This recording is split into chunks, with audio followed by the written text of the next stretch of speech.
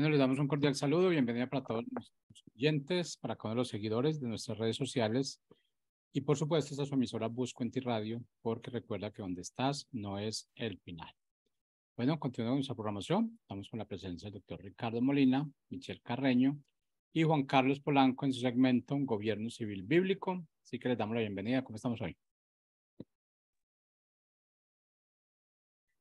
Si se humillare mi pueblo, sanaré su tierra. Aquí comienza su programa, Aprendiendo de Gobierno Civil Bíblico.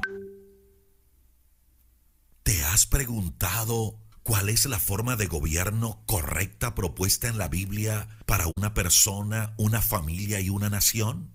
Tus respuestas aquí, con el doctor Ricardo Molina, director de la Facultad de Educación de la Universidad de las Naciones en Bucaramanga, Colombia. Aquí. Bueno, pues un placer estar con todos ustedes. Gracias, Jorgito, por estar ahí al pie, velando para que todo funcione bien con los programas. Y sí, aquí estamos una vez más con nuestro programa sobre gobierno civil bíblico, saludando a todos los que pues, nos ven en directo y los que nos verán en diferido en cualquier parte del mundo y a cualquier hora del día. Este es un programa donde hablamos de gobierno civil bíblico, pero no es una propuesta nuestra de ninguna manera. Es una propuesta de Dios, una propuesta de la Biblia, ya está clara, está definida, que si se aplica, funciona y trae libertad y prosperidad para todos. Eso es lo que hacemos en este programa y tratamos de pues, tocar muchos temas con respecto a esta idea de que sí existe un sistema de gobierno civil bíblico. Entonces, pues hoy, como siempre, tenemos a la señorita Michelle Carreño, bienvenida. Muchas gracias, Molly. Es un placer continuar también con la semana y además volver a recordar que esos principios que enseñamos son verdad no porque lo digamos nosotros, sino porque lo dice la Biblia. Y la Biblia es aquel libro que Dios nos dejó para que sea nuestro manual de vida. Así que es un honor también poder compartir principios que entendemos que están allí escritos y que están dejados allí para que se puedan enseñar, se puedan comunicar a las nuevas generaciones y aún a la generación de hoy en día. Muy bien, y tenemos también a nuestro amigo chileno, Juan Carlos Polanco, bienvenido. Hola, Pastor, Michelle, ¿cómo están? Espero que estén bien. Aquí estamos nosotros bien, súper bien, gracias a Dios, como día miércoles, mitad de semana, disfrutando de este bello país, de las libertades que aún tenemos, aún nos podemos jactarnos de tener cierto tipo de libertades. Debemos agradecer que todavía nadie nos persigue por hablar lo que hablamos en este lugar. Entonces, y seguir luchando porque nadie lo haga. Hay otro lugar, otros países donde esto habría sido cancelado, nosotros habríamos estado quizás donde. Entonces, ahí un poquito agradecido de eso y apoyando lo que dice Michelle. Estas ideas no vienen de nosotros, son ideas de la Biblia, ideas de la verdad absoluta, tampoco es la verdad de Dios, es la verdad. Comenzar a cambiar ese lenguaje, porque si ponemos que es la verdad de Dios, ahí abren puerta para que existan muchas otras verdades. Entonces, aquí vamos, todo bien, gracias a Dios. Muy bien, pues aquí estamos nosotros. Pues no hay nada nuevo dentro de las noticias colombianas en cuanto a la crisis que tenemos, no hay nada nuevo, estamos en crisis. Este gobierno cada vez que interviene en una cosa u otra, pues lo que hace es desvariar y lo que hace es mantener posiciones fuera de contexto que no traen ningún bien a la sociedad colombiana y que no traen ningún bien a la sociedad latinoamericana. Me dio mucha risa que sacó una encuesta por ahí donde dice que el presidente tiene una apreciación de 48% de los colombianos. Y me da risa porque es pura mentiras. Si alguien, si alguien tiene una categoría bajísima por su primer año de gobierno, en Sudamérica, Latinoamérica, pues es el presidente Petro. Y por supuesto, el número uno, pues tienen a Bukele de El Salvador y también tienen al de México y hay otro, pero bueno, el caso es que me da risa con esta conclusión de que la popularidad del presidente está en 48% y en la radio, escuchaba la radio y decían tal vez a los que entrevistaron fue a los de la primera línea. Y claro, pues todos están de acuerdo con el presidente y pues eso da, porque también muchos de la primera línea ya están en contra de lo que el mismo presidente ha propuesto aún. Uno de sus seguidores acérrimos, como Gustavo Bolívar, ha hecho muchas cosas en contra de las propuestas del presidente y en este orden, pues realmente la popularidad es muy bajita y pues esa es la idea para que la gente pueda decidir finalmente remover este gobierno. Si lo logramos hacer en estos 3 años que faltan, removerlo, o en su defecto, pues mantenerlo arrinconado hasta que lleguen las próximas elecciones. Sin embargo, vienen elecciones para Colombia, vienen elecciones en octubre, muy importantes, elecciones locales de gobernantes, de diputados, de alcaldes, de concejales y de ediles. Son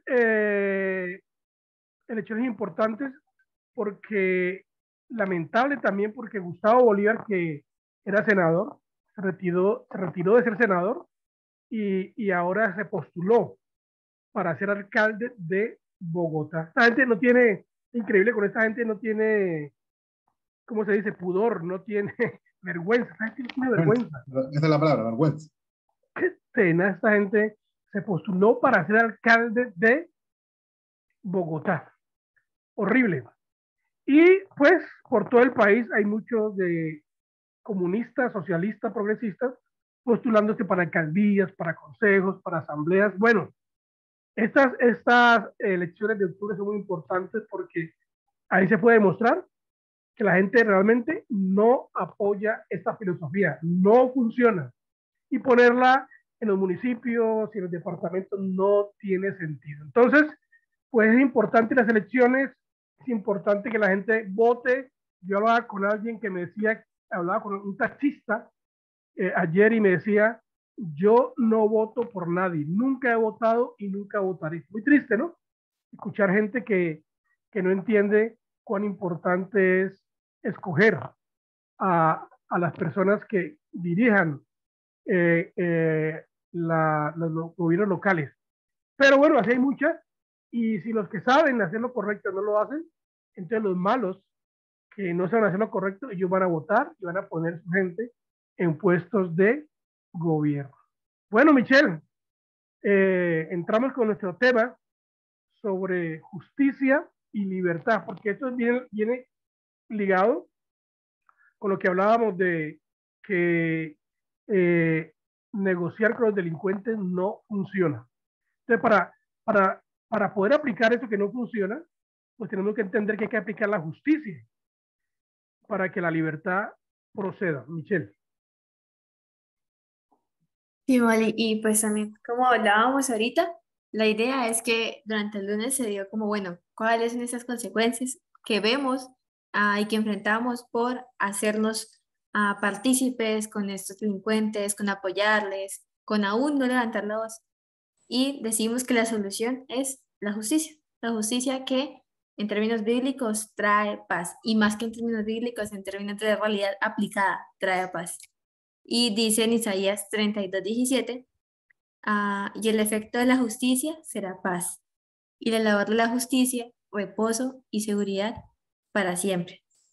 Y pues de esto podemos concluir que aún en la palabra está, sin justicia no va a haber paz aún para nuestra nación.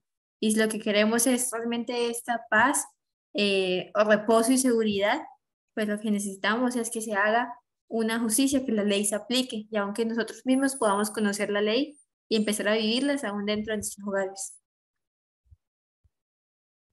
Muy bien, entonces vamos a caminar alrededor de esta base bíblica de que sin justicia no hay paz. lo que dice la Biblia, ¿no? Porque pues si decimos cosas nosotros, pues son importantes, pero con la base bíblica nos ayuda un poco más. El efecto de la justicia será paz y la labor de la justicia, reposo y seguridad para siempre. Ahí hay mucho que hablar, sobre todo con un ejemplo práctico que tenemos aquí en Colombia, que el gobierno no y la justicia colombiana no ha querido aplicar la justicia a los malandros, a los delincuentes. Pero sí, por toda la publicidad que se hace en Colombia es, estamos apostando a la paz. Si la paz ya viene, estamos a un paso de la paz. Vamos a firmar un documento para la paz. Bueno, si firmar documentos funcionara, y si todas estas algarabías que hacen los gobiernos o el gobierno colombiano funcionara, Colombia estaría en otra dimensión. Pero no es así. Hay cosas que hacer para que haya paz y haya libertad. Y tiene que ver con la justicia. Juan Carlos, hablemos de esto.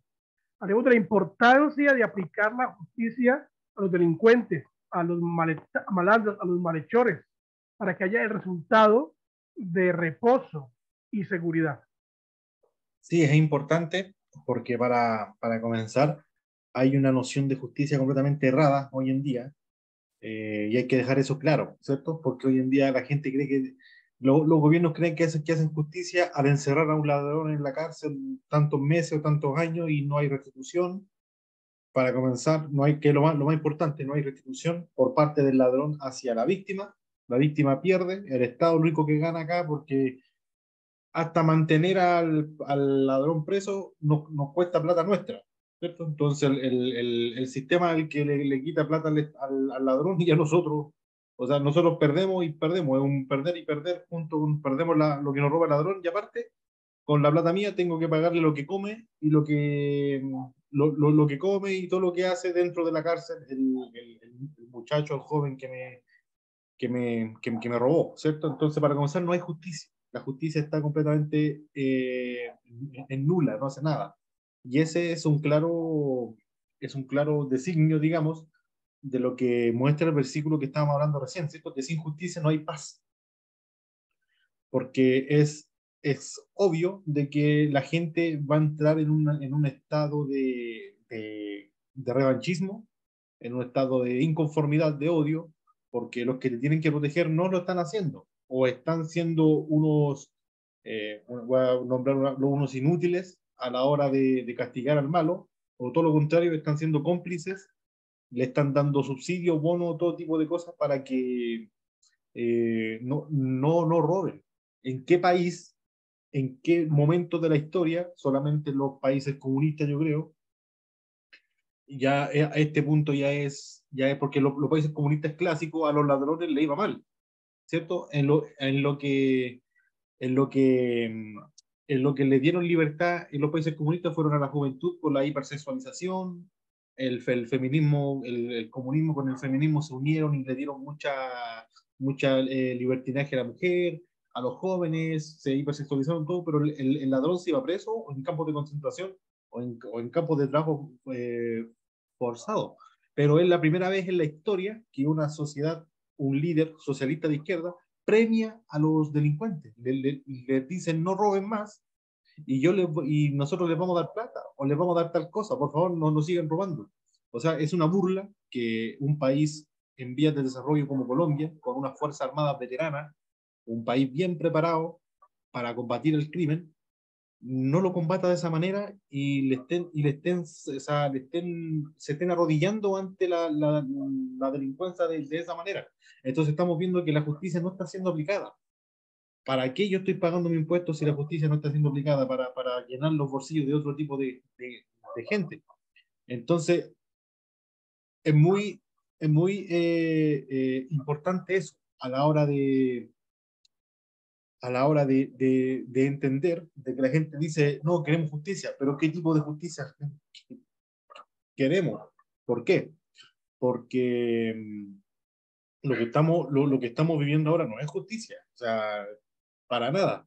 Yo soy, por ejemplo, el ladrón que va preso, y no paga ni una consecuencia material, digamos, eso no es justicia. Yo no estoy siendo justo si le doy más beneficio a los delincuentes en sí. Entonces, ¿en dónde puedo yo aplicar la verdadera justicia? Y para eso debemos ir al origen, ¿cierto? Debemos ir a la Biblia, a la Escritura. Ahí nos dice cómo.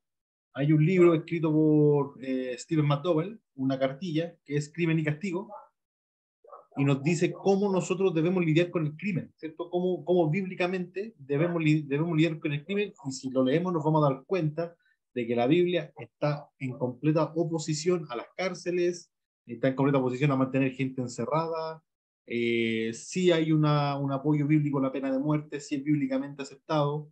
El ladrón tiene que restituir no solamente lo que pagó, lo que robó, sino 5 veces lo que robó, en algunos casos, otras veces 3 veces, porque lo que se roba no es solamente lo material.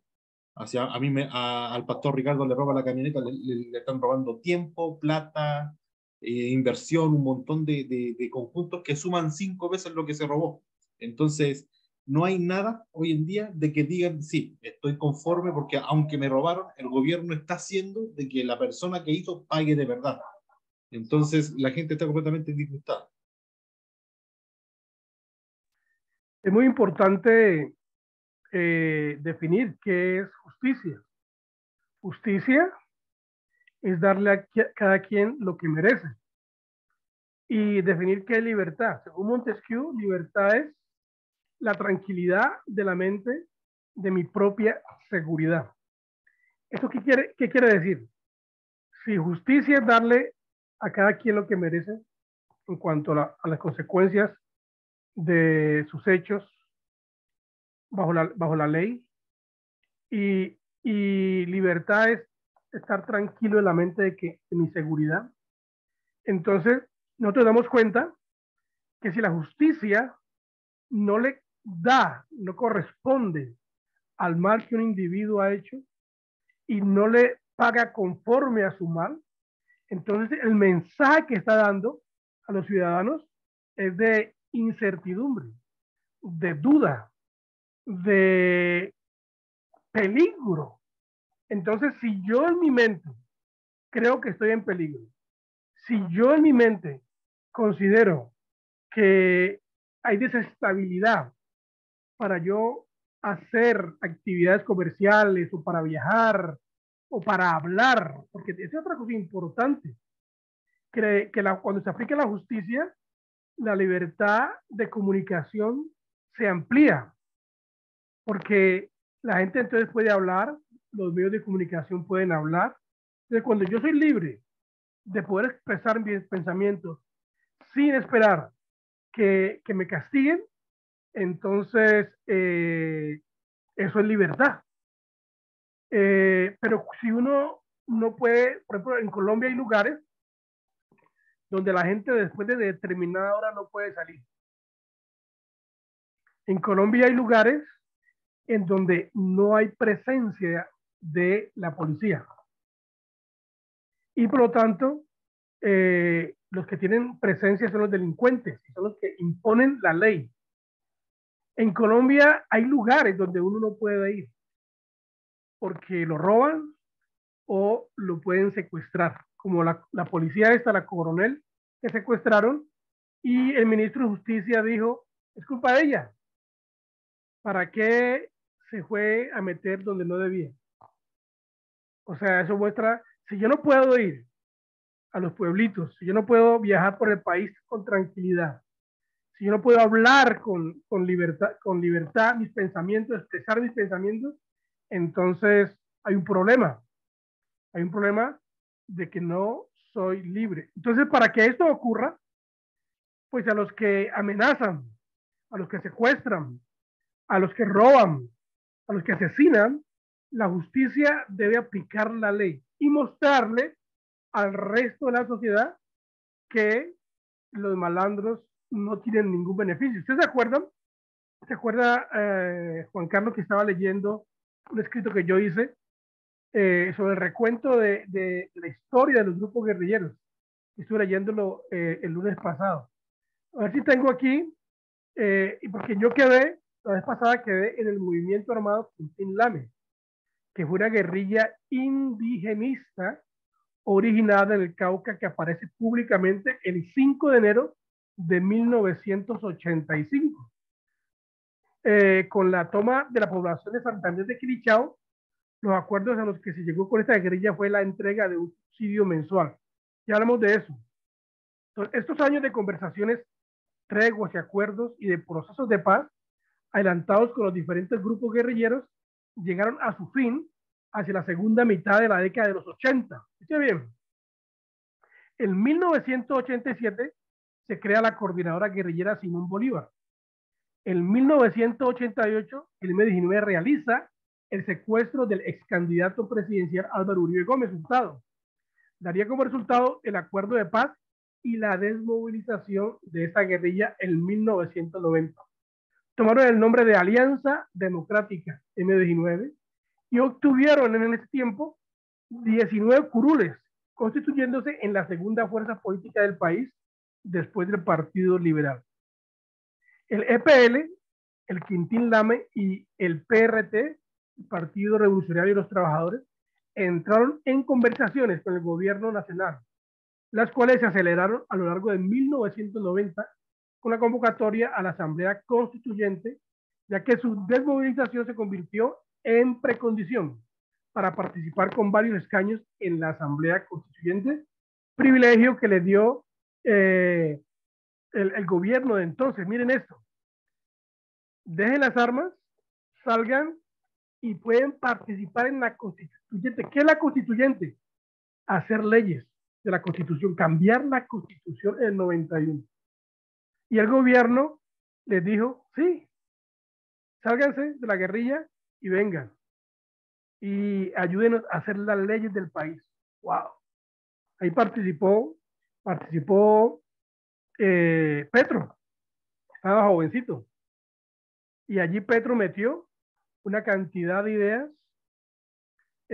comunistas que ahora él sabe que están ahí en la Constitución y ahora que es presidente están parándose.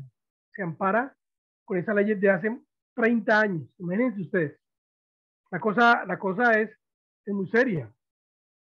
Entonces, en ese orden de ideas, nosotros somos muy ingenuos e ignorantes, creyendo que por tener un candidato evangélico, un momentito, porque esa no es la lectura que tengo. Esa es otra lectura. De todas maneras, somos muy ingenuos si creemos que... Pastor, y un pequeño dato, por ejemplo, la semana pasada, una familiar de mi esposa fue a un retiro, ellos son católicos, y fue a un retiro aquí a Antioquia. Y el fin de semana se quería devolver, y compró los tiquetes del bus, y el bus le tuvo que devolver todo, porque las vías vía Antioquia, Bucaramanga, Santander, se están siendo tomadas de nuevo por la guerrilla. Esa es la verdad, muy triste. Estamos volviendo a la época de antes del presidente Uribe. Los 88. Bueno, aquí estoy leyéndolas a ustedes, leyéndole la historia de lo que pasa y hoy en día estamos volviendo a caer en lo mismo por consecuencias de los beneficios que están recibiendo los guerrilleros. Entonces, les termino esta lectura de la historia de la guerrilla y los acuerdos. Entonces, las Autodefensas Unidas de Colombia surgen en el año 1997 bajo el liderazgo de los hermanos Castaño Gil. En octubre de 1998, en el encuentro de Río Verde, se retomaron los diálogos, pero un par de semanas más tarde se da la masacre de Machuca, accidente en el que fallecen más de 70 personas de la sociedad civil. Esta tragedia conlleva a la suspensión de los diálogos. En 1999, Andrés Pastrana inicia su plan de negociación con la FARC. Andrés Pastrana era presidente, denominado su plan Política de Paz para el Mundo. Después de 3 años de negociación, el proceso llegó a su fin cuando en el 2002 fue secuestrado el excongresista Luis Eduardo Hechén. Y el 24 de noviembre de 2016, acuerdo de la paz del presidente Juan Manuel Santos y la FARC-EP, en donde supuestamente se termina con este grupo guerrillero, concediéndoles, no entiendo, concediéndoles privilegios, concediéndole 10 curules en el Congreso de la República de Colombia, y a este proceso se le conoce también como la falsa paz. Entonces, cualquier iniciativa, como vemos aquí, para negociar con los malhechores, bien sea del gobierno o de cualquier otra agencia de la sociedad, terminará con la exigencia continua de los malandros y se reflejará en más violencia y sublevación a las autoridades legales. Así que el principio aplicable debe ser castigo de acuerdo a sus hechos para los malvados, incluyendo restitución a las víctimas, lo cual se reflejará en justicia y paz para todos. Con los malvados no se puede negociar, no funciona. Isaías 32:17 dice, y el efecto de la justicia será paz, y la labor de la justicia, reposo y seguridad para siempre. Michelle, busca ese versículo y lo ponemos ahí. Isaías 32:17. Bueno, ahí está el recuento, mi querido chileno, de donde venimos tratando de negociar con los malandros, y todo siempre ha sido un fracaso. Siempre ha sido crear más violencia. Siempre ha sido esto más caos, como está pasando ahorita. Ahorita estamos cayendo en más violencia. Ya la gente no puede viajar, tienen peligro que los secuestren, tienen peligro que los roben, en fin.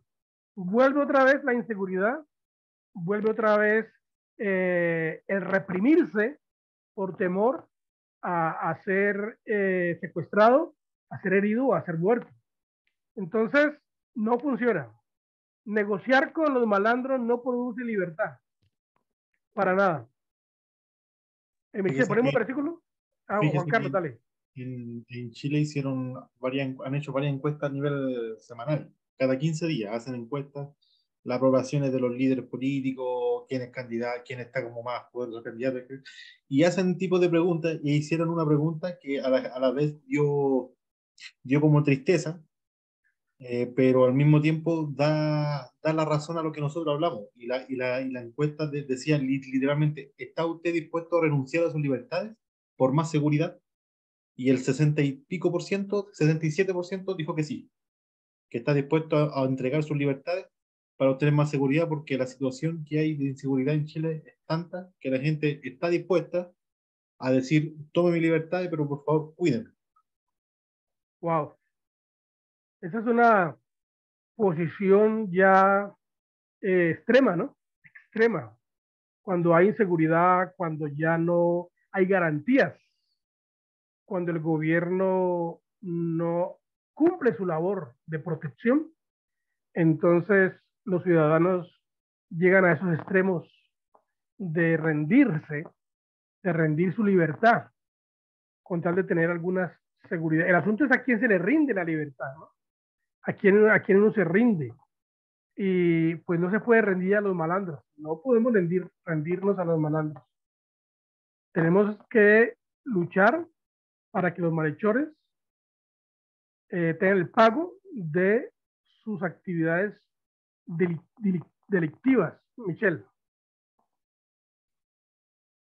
Sí, por eso volvemos a recordar el versículo con el cual también iniciamos, y es el que tú decías de Isaías 32:17. El efecto de la justicia será paz, y la labor de la justicia, reposo y seguridad para siempre. Y aún cuando vamos a ver como esa definición que hemos adoptado de libertad, que pues la libertad al final es esto, es la sensación o la seguridad que tenemos, y esa seguridad que nos da un reposo en el cual podemos saber que podemos salir a la calle a cualquier hora y estamos seguros, algo que pues aquí en Colombia hace muchos años que no se ha habido. Muy bien. Entonces el versículo que pusiste al principio también, ¿sí? ¿El mismo? Bueno, puedes quitarlo entonces ya. Solamente era como para ratificar lo que la Biblia dice, y que podamos entender que no estamos aquí dando una exposición por hacerla. Estamos apelando a la conciencia. Estamos apelando a los principios bíblicos. Estamos apelando a la razón. Estamos apelando al sentido común, de las personas, porque no podemos rendir nuestras libertades. Oiga bien, no podemos rendir nuestras libertades, que son pocas en Colombia. Tenemos que luchar por ellas. Tenemos que oponernos al mal. No podemos aceptar las acciones incoherentes, las acciones innaturales de los individuos. No podemos aceptarlo, porque eso no es justo. No es justo que un delincuente, una persona que está siendo perseguida y acusada de delitos de lesa humanidad, ahora gobierne el país. No es justo que en los departamentos y los municipios este tipo de personajes que han sido perseguidos por la policía, por los soldados, lleguen a puestos de elección popular y se conviertan en los líderes de la policía, en los líderes de los soldados. No se puede eso. Los militares colombianos están avergonzados con este gobierno, porque ellos han perseguido la guerrilla, han peleado contra la guerrilla, han muerto muchos soldados combatiendo la guerrilla, la mafia, el secuestro. Y ahora les tocó a ellos aceptar las órdenes de uno de aquellos que antes ellos perseguían. Muy triste, muy lamentable. Entonces, tenemos que cuidar las pocas libertades que tenemos. Y para esto es importante que la justicia comience con nosotros, ¿no? No podemos esperar que el gobierno aplique la justicia. La justicia comienza en casa, comienza conmigo, comienza con mis negocios, comienza con mis actividades, comienza con reunir los vecinos, comienza con dar conciencia a los vecinos y decirles, mire, no vamos a permitir que aquí en nuestro barrio los marihuaneros se sienten en la esquina a consumir droga. No vamos a permitir que los ladrones se muevan como si nada pasara. Los ciudadanos tenemos que reaccionar.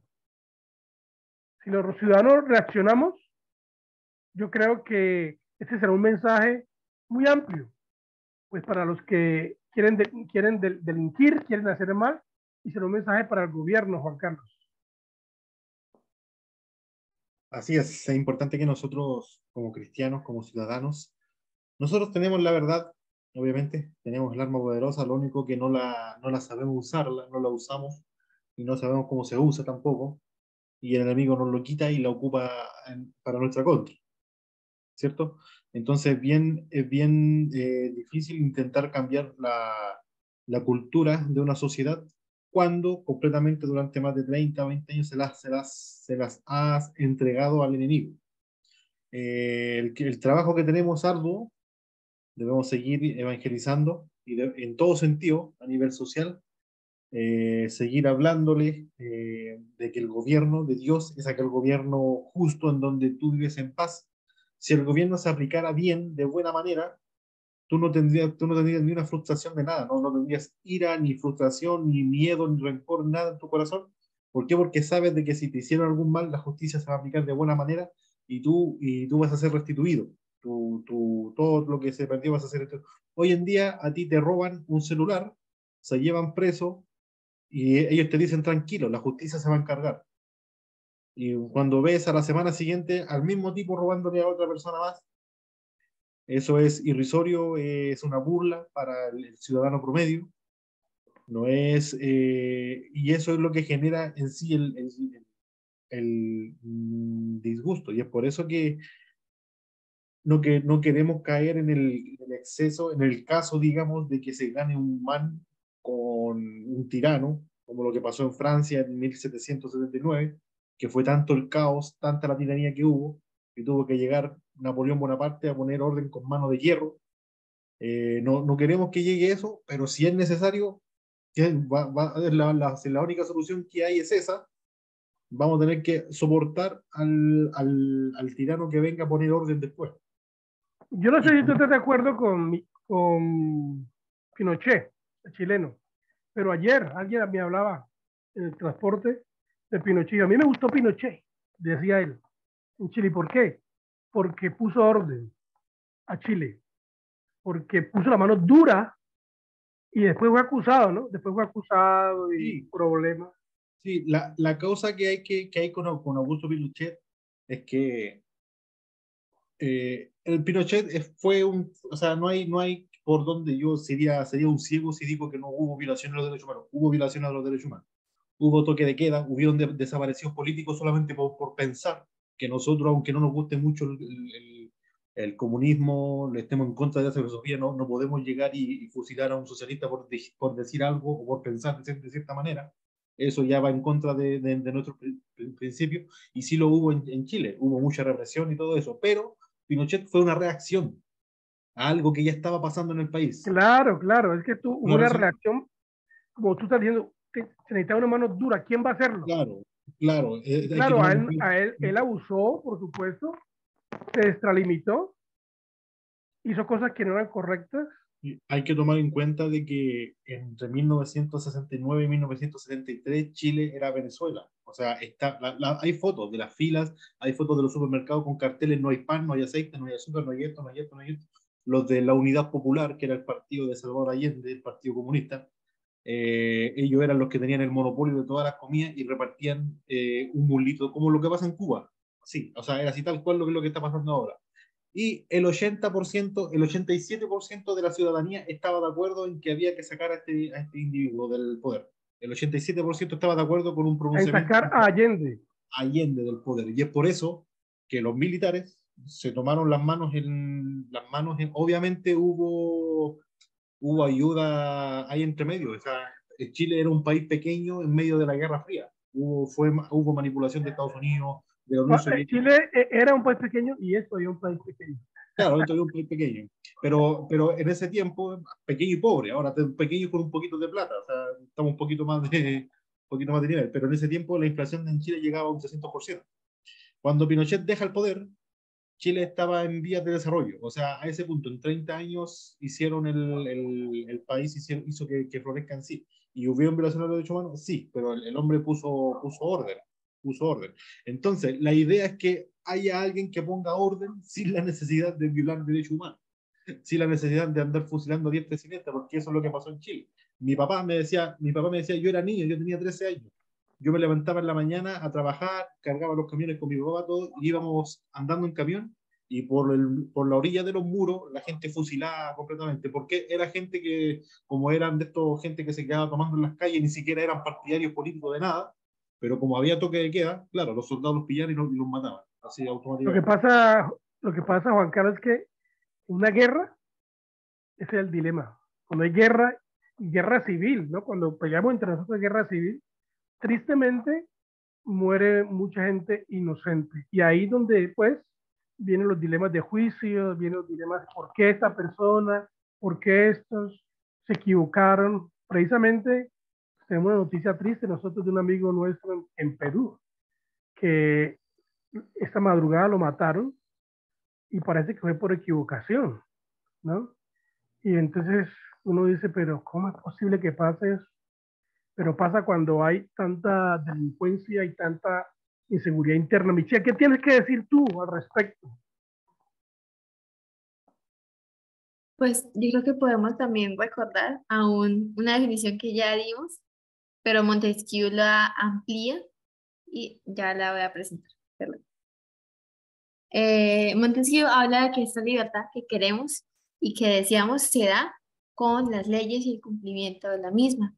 Y es algo completamente bíblico, ya que pues el Señor nos pide aún con su ley, que es perfecta, que es la Biblia, que como cristianos podamos conocerla y aplicarla, pero también nos pide que podamos ser ciudadanos responsables que entienden la ley y la aplican, ya que con uno solamente bueno que haga lo bueno, pues se combate el mal. Y dice Montesquieu que la libertad es el derecho a hacer lo que las leyes permiten. Si un ciudadano tuviera derecho a hacer lo que estos prohíben, ya no sería libertad, pues cualquier otro tendría el mismo derecho. Entonces vemos ahí como esa frase de si un ciudadano tuviera derecho a hacer lo que estos prohíben.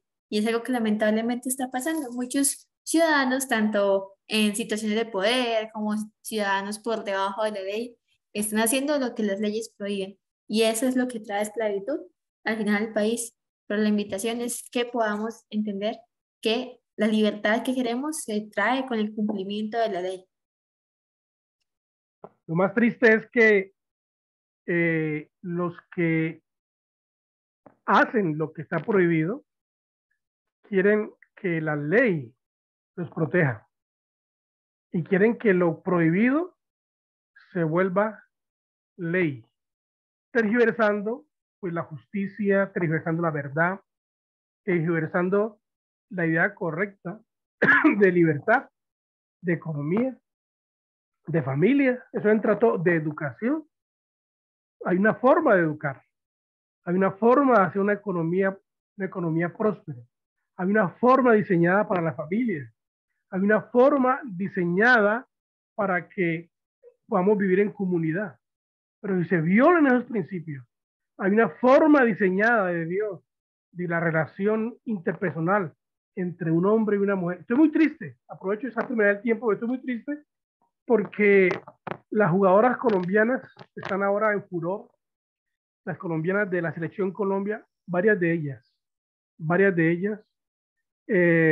son lesbianas y públicamente han mostrado a sus novias, dice, sus novias. Y pues esto ya es aceptado, ¿no? Así, libremente, aceptado en la sociedad. O sea, lo que antes era un escándalo, ahora es tan normal. Antes que una mujer saliera en paños menores, en público, en televisión, en un comercial, lo que sea, era un escándalo. Ahora ya todo se ha descuadrado. Las relaciones homosexuales no se permitían, era un tabú. Ahora ya está todo así abierto. Bueno, yo estoy muy triste por esa situación, pero también estaba pensando que en las selecciones de fútbol de hombres también hay hombres homosexuales.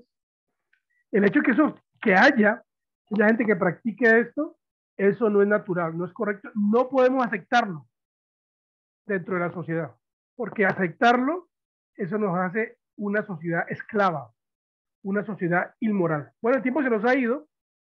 La próxima semana estaremos hablando de por qué los cristianos no podemos elegir, por qué los cristianos no podemos elegir líderes. ¿Por qué no podemos? O sea, ¿por qué no podemos cuando tenemos toda la capacidad para hacerlo? ¿Entiendes? Esa es la idea. Entonces, eso va a ser la próxima semana para que preparen ustedes, muchachos, y hablemos qué pasa, por qué los cristianos nos cuesta colocar gente buena en el gobierno. Nos despedimos. Gracias, Juan Carlos. Gracias, Michelle. Nos vemos la próxima semana con la ayuda de Dios. Bendiciones del Altísimo. Bendiciones.